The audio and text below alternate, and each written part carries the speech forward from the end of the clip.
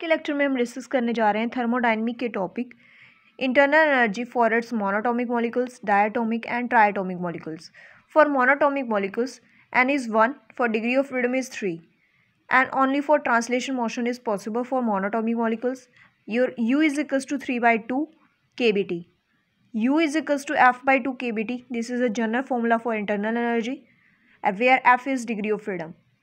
And Cv is equals to du by dt at its volume is constant, where the 3 by 2 kb इसका differentiate करने के बाद आ जाएगा. And Cp minus Cv is equals to Kb for its 1 mole.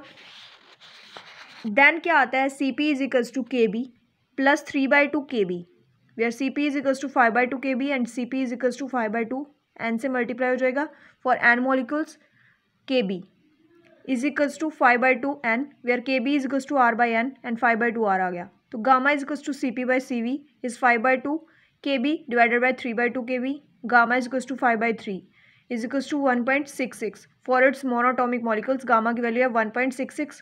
For diatomic molecules two cases are arises, for non rigid molecules and rigid molecules. तो for non rigid molecules degree of freedom is 6, 3 is translation motion and 2 is rotational motion and 1 is vibration motion. Each translation motion contribute energy half kBT.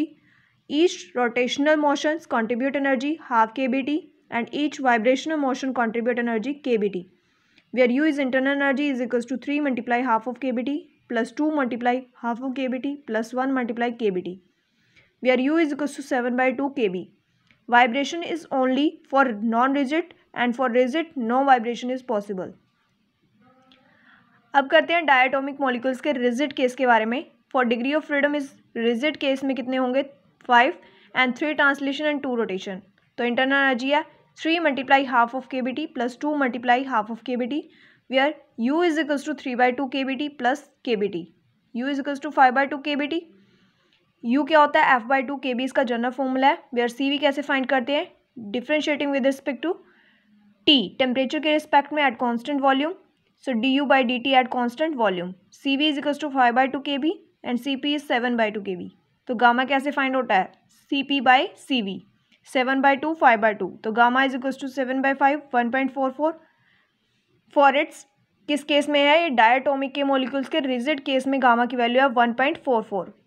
For triatomic molecules तो linear molecules and non linear molecules. For its linear molecules CO2 degree of freedom is 7 and non linear molecules H2O degree of freedom is 6.